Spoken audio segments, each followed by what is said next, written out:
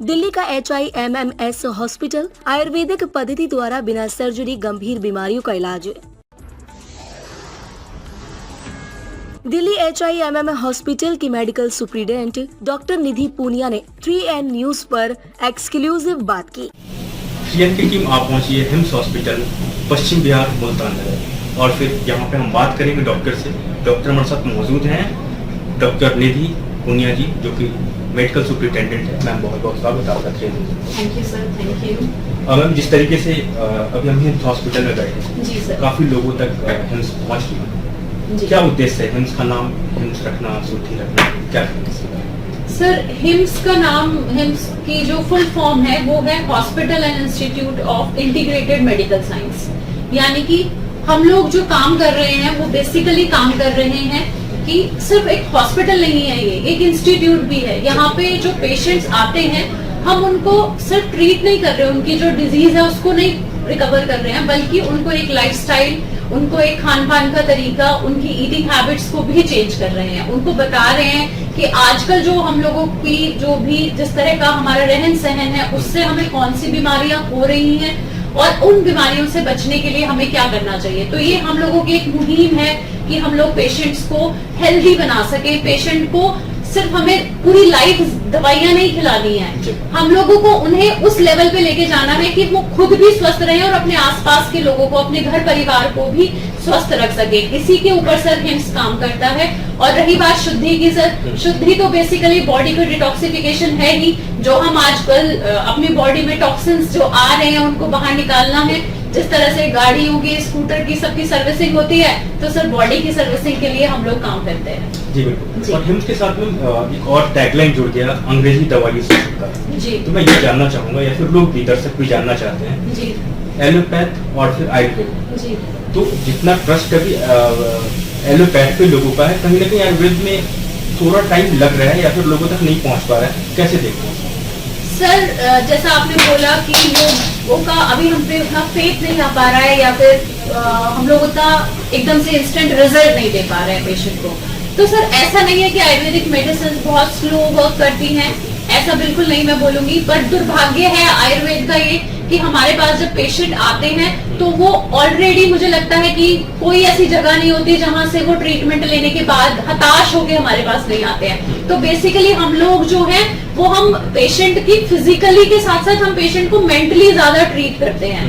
अगर मैं आपको सपोज एग्जांपल देती हूँ कि हम लोग आजकल जो बेसिकली ट्रीट कर रहे हैं वो किडनी पेशेंट्स के ऊपर काम कर रहे हैं, लेकिन इनिशियल स्टेज पे हमारे पास पेशेंट नहीं आते हैं। हमारे पास पेशेंट आता है जब वो क्रेटिनाइन उसका अराउंड 8 अबव हो जाता है, जब डॉक्टर उसको ये बोल चुका होता है कि अब आप अपना कैनुला बनवा लीजिए, अब आपको डायलिसिस की जरूरत है। उस समय जब पेशेंट को डर लगता है तब पेशेंट एक आयुर्वेदिक हॉस्पिटल में या हमारे पास आया है। अब सर ऑल ऑफ सडन ऐसा कोई तरीका नहीं है कि आप एक क्रॉनिक पेशेंट को ट्रीट कर सकें। इट विल टेक टाइम, और वही टाइम जब हम पेशेंट से लेते हैं, वो जो उनकी जो क्रॉनिक प्रॉब्लम है, उस समय पेशेंट इतना इम्पेशेंट हो चुका होता है सारे लोगों से मिलने के बाद कि उसको ऐसा लगता है कि मुझे तुरंत आराम मिले। बहुत सारे पेशेंट्स में मिलता है, कुछ पेशेंट्स ऐसे होते हैं जिनमें समय लगता है, और जब समय लगता है तो उनके मन में कई बार शंका उत्पन्न होती है। लेकिन मेरा ये मैसेज है आपके थ्रू सभी लोगों को कि आप लोग बहुत सारी जगहों से ट्रीटमेंट लेने के बाद, एलोपैथिक ट्रीटमेंट जो आप आई थिंक 10-10, 15-15 साल से खा रहे थे, उस जगह को छोड़ के जब आप हमारे पास आते हैं तो आपको हमें थोड़ा सा एक समय देना होगा, हमारे ऊपर एक फेथ बना के चलना होगा कि हम लोग आपको उस रोग से निवारण करेंगे। और ऐसा सर बहुत सारे रिजल्ट्स हमारे पास हैं, चाहे वो किडनी पेशेंट हैं, चाहे वो लिवर पेशेंट हैं, कि हम लोगों ने उनके 90% उनके सिम्टोमेटिक ट्रीटमेंट तो किया ही किया है। इवन 60 to 80% उनकी रिपोर्ट्स में भी इम्प्रूवमेंट हमारे ट्रीटमेंट से देखा गया है। जी। और मैम जिस तरीके से ये हिम्स हॉस्पिटल है और यहाँ पे आईपीडी की भी सुविधा है। जी सर। तो यहाँ पे आईपीडी की सुविधा के साथ साथ आप मतलब किन चीजेस पे काम कर रहे हैं यहाँ पर, खास करके ये ब्रांच? सर हम लोग जो दिल्ली ब्रांच में यहाँ पे काम किया जा रहा है वो क्रॉनिक किडनी डिजीजेस पे काम हो रहा है, लिवर फेलियर के पेशेंट्स पे काम हो रहा है, कैंसर पेशेंट्स पे काम हो रहा है, स्किन डिजीजेस पे बहुत अच्छे रिजल्ट्स हैं हमारे। इसके अलावा जो आज की डेट में जो नॉर्मल हर घर में जिसके पेशेंट्स हैं, बीपी है, शुगर है, जॉइंट पेन के पेशेंट्स हैं, ये सभी नॉर्मली इन सभी चीजों के ऊपर सर हम लोग काम कर रहे हैं और काफी अच्छे रिजल्ट्स हम लोगों के पास हैं। जी। और एक और सवाल आता है मैम, जिस तरीके से आप लोग हर डिजीज पे काम कर रहे हैं, आयुर्वेद से दवा चला रहे हैं, लेकिन साथ साथ इसमें आप लोगों ने जिस तरीके से एक डाइट चार्ट मुझे यहाँ पे डिस्क्रिप्शन किया था, तो डाइट पे किस तरीके से काम करो, डाइट कितना जरूरी है आज के टाइम में? जी सर, देखिए जैसे हम लोग जानते हैं यथा पिंडे तथा ब्रह्मांडे, यानी कि जो ब्रह्मांड में हो रहा है वही हमारे शरीर के अंदर हो रहा है। दूसरा, जो हम खा रहे हैं वैसा ही हमारा शरीर बन रहा है। आज की डेट में हम लोगों को ये हमारा दिल्ली वाले जो एनसीआर के लोग हैं उनका ये बहुत दुर्भाग्य है कि हमें जो खाने को मिल रहा है वो सब चीजें अपने आप में ही पॉल्यूटेड हैं, पर उसका हमारे पास ऑप्शन नहीं है, तो हम लोग उसका एक ऑल्टरनेट ढूंढ के लाए हैं। हम लोगों ने एक तरीका बताया है लोगों को कि हमें क्या चीजें खानी चाहिए, क्या नहीं खानी चाहिए, और जो खानी भी चाहिए उसका एक टाइम होता है, उसको किस तरह से हमें लेना है। हम लोग यहाँ पे हॉस्पिटल में पर्टिकुलरली एक डाइट चार्ट फॉलो कराते हैं पेशेंट को, जिसमें हम लोगों का मॉर्निंग ब्रेकफास्ट जो होता है वो स्प्राउट्स के फॉर्म में होता है, या फिर मिलेट्स, क्या हम खिचड़ी या दलिया इस तरह की चीजें, पोहा, उपमा, इन चीजों को दिया जाता है। इसके बाद सर हम लोग कोशिश करते हैं कि मिड मील में पेशेंट को रेड जूसेस दिए जाते हैं, जिसमें आपका गाजर, चुकंदर और टमाटर, इनके जूस होते हैं। इसके बाद सर उसके 1 घंटे के बाद पेशेंट को फ्रूट्स दिए जाते हैं। देन लंच में हम लोग गेहूं की जगह मिलेट्स का प्रयोग करते हैं। मिलेट्स के ही फॉर्म में अलग अलग तरह की मिलेट्स की चीजें बनाई जाती हैं, उसमें आप खिचड़ी भी यूज कर सकते हैं, चावल भी यूज कर सकते हैं, मिलेट्स की रोटी यूज की जाती है। और सबसे इम्पोर्टेंट, हम लोग जो सीजन है उसके अकॉर्डिंगली डाइट प्लान देने की कोशिश करते हैं। जैसे आजकल अभी रेनी सीजन चल रहा है, बरसात का मौसम है, तो इस मौसम में हरे पत्तेदार सब्जियां हमें नहीं खानी चाहिए, तला भुना मिर्च मसाले बहुत ज्यादा नहीं इस्तेमाल करने चाहिए। तो हम लोग उन सब चीजों का ध्यान रखते हुए पेशेंट को डाइट देते हैं। रात का खाना हम लोग कोशिश करते हैं कि पेशेंट 6 से 7 बजे के बीच में सूरज ढलने से पहले डिनर हो जाए, ताकि पेशेंट का जो इम्प्रूवमेंट डाइजेशन है वो इम्प्रूव हो सके, बॉडी हीलिंग की तरफ जा सके। क्योंकि अभी जो हम लोग रात के 11 बजे 12 बजे खाना खा रहे हैं, उसके बाद हमारी बॉडी को उसको डाइजेस्ट करने का टाइम भी हम लोग नहीं देते हैं, क्योंकि हम लोग जो वर्किंग लोग हैं उन लोगों की खासकर ये मेंटालिटी है कि हम लोगों को रात का ही खाना मिलता है अच्छे से खाने के लिए, तो हम सब ये सोचते हैं कि रात में हम खूब अच्छे से खाएंगे, और वही हमारी रोग का जड़ है। तो हम लोगों को वही मैसेज देना चाहते हैं कि आप लोग डिनर जो है वो कोशिश करो सूरज ढलने से पहले हो जाए, और अगर वो नहीं भी हो पाता है तो उसके हम ऑल्टरनेट वैसे लेकर आए जो टाइम से हमें 1 घंटे के अंदर 2 घंटे में हमारा खाना पूरी तरह से पच जाए और हमें इंडाइजेशन जैसी बीमारियां ना हो। क्योंकि सर मेटाबॉलिक एक प्रॉब्लम 90% जो हमारी डिजीजेस है ना वो मेटाबॉलिज्म डिसऑर्डर की वजह से है, तो हम लोग उसी के ऊपर सब काम करते हैं। जी बिल्कुल। और मैं चलते एक लास्ट सवाल करना चाहूँगा, क्योंकि हम लोग दिल्ली में बैठे हैं जी, और खासकर जैसे हमने अभी विजिट किया तो यहाँ पे दिल्ली से भी और अदर स्टेट के भी लोग हैं। जी सर। तो खासकर इस रेनी सीजन में जो पेशेंट है उनकी बात तो अलग है, लेकिन जो स्वस्थ लोग हैं उनके लिए किस तरह का डाइट होना चाहिए और किस तरीके से अपनी जीवन शैली को जिए? जी सर, देखिए सर, जब बरसात का मौसम शुरू होता है तो सूर्य का ताप जो है वो थोड़ा कम हो जाता है, तो जिसकी वजह से जो पृथ्वी है उसका स्नेहांश बढ़ता है, तो हमारी बॉडी का भी स्नेहांश जो है वो बढ़ना, स्नेही भाग जो है वो बढ़ना शुरू होता है, जिसकी वजह से हमारा जो अग्नि है, जो हमारी जठराग्नि है वो थोड़ी मंद हो जाती है। तो उस समय पे इस समय हमें पुराना चावल, पुराना गेहूं, इनका इस्तेमाल करना चाहिए।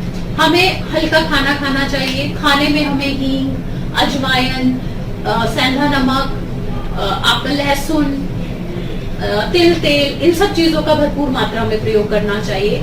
और हमें जो ग्रीन वेजिटेबल्स हैं उनको अवॉइड करना चाहिए। घिया, तोरई, इस तरह की सब्जियां हमें ज्यादा लेनी चाहिए। पानी का विशेष रूप से हमें इस मौसम में ध्यान रखने की जरूरत होती है कि पानी हम लोग कोशिश करें कि डायरेक्ट सोर्स ऑफ वाटर को इस्तेमाल ना करें, पानी उबाल के पीना चाहिए हमें इस टाइम पे। अभी इस टाइम पे हम लोगों ने देखा है कि जितना भी पेन के प्रॉब्लम्स वाले पेशेंट हैं, जिन लोगों को जॉइंट्स में पेन है, सर्वाइकल का पेन है, लंबर स्पॉन्डिलाइटिस है, वो सारे रोग इस समय पे बढ़ गए हैं, क्योंकि इस समय आप देखते हो कि हवा में ठंडक आ गई है, तो शरीर के अंदर वात जो है वो बढ़ रहा है। तो हमें उसके अकॉर्डिंगली भी हम पेशेंट को बताते हैं कि आप लोगों को क्या खाना चाहिए और क्या नहीं खाना चाहिए। और इस टाइम पे जो पंचकर्मा ट्रीटमेंट है मैं उसको भी जरूर इंक्लूड करूंगी, क्योंकि पंचकर्मा जो है, मैंने जैसे आपको भी थोड़ी देर पहले भी हम लोग इस बारे में डिस्कस कर रहे थे कि रूट कॉज पे काम करता है। तो अभी इस मौसम में जो बढ़ा हुआ वात है उसके लिए इस समय बस्ती एक सबसे बेस्ट ट्रीटमेंट है। बस्ती में क्या किया जाता है, बस्ती के थ्रू कुछ मेडिकेटेड ऑयल्स, कुछ काढ़े जो है वो गुदा मार्ग के द्वारा पेशेंट को दिए जाते हैं, जो कि शरीर में बढ़े हुए वात को खत्म करता है। और बस्ती एक अर्ध चिकित्सा के रूप में जाना गया है। तो हम लोग को रेनी सीजन में बस्ती का प्रयोग कराना चाहिए, फुल बॉडी का अभ्यंग कराना चाहिए और हमें अपनी बॉडी को खुद से तैयार करना चाहिए आने वाले सीजन के लिए। और सबसे अच्छी बात जो हम लोगों को, हम सब जानते हैं लेकिन हमें उसके पीछे का कॉज नहीं पता है। रेनी सीजन में आपने देखा होगा कि मैक्सिमम हम लोगों के जो श्रावण मास है वो इसी में आया, उपवास का समय इसी मौसम में आया है, मुस्लिम्स के रोजे भी इसी समय पे आते हैं, जैनियों के भी जो त्योहार है वो इस मौसम में आते हैं। तो वो उनके आने का रीजन यही है कि उस समय पे एक उपवास रखा जाता है, क्योंकि आपकी अग्नि मंद होती है। तो हमारे जो बुजुर्ग हैं, जो हमारे आचार्य थे, वो लोग बहुत ही ज्यादा, मैं कहूंगी कि इंटेलिजेंट थे कि उन्होंने बहुत पहले हम लोगों को बता दिया था कि इस टाइम पे आप ये रखिए। और आपने देखा होगा कि हिंदू लोग जो है वो इस मौसम, इस रेनी सीजन में, श्रावण के मास में शिवलिंग पर दूध चढ़ाते हैं। उसके पीछे भी सर एक साइंटिफिक रीजन था, क्योंकि इस मौसम में जो हम दूध और दूध से बनी हुई चीजें खाते हैं वो सिर्फ हमारी बॉडी, हमारी अग्नि को और मंद करके टॉक्सिन्स क्रिएट करते हैं। इसीलिए जो है श्रावण मास में हमारे जो बुजुर्ग लोग थे, हमारे जो आचार्य थे, उन्होंने बताया कि आप शिवलिंग पे दूध चढ़ाइए ताकि लोगों का इंटेक उसके लिए कम हो सके। तो हम लोगों को ये सारी जो हमारी बेसिक चीजें हैं ना, जो हमारे रूट्स हैं, हमें उनसे वापस जुड़ने की जरूरत है। तो हम लोग बहुत सारे चेंजेस अपने डिजीजेस में, अपनी चीजों में कर पाएंगे। दिल्ली एम्स हॉस्पिटल में मौजूद हूँ और फिर यहाँ पे जो पेशेंट्स आते हैं, खासकर ये जाहिर सी बात है कि वो पैसे से इलाज कर रहे हैं, लेकिन इंश्योरेंस कंपनी उनको किस तरह की लाभान्वित कर रही है, इंश्योरेंस सेक्टर पे आयुष किस तरीके से काम करती है, हम बात करेंगे। यहाँ पे हमारे साथ मौजूद है पूजा यादव।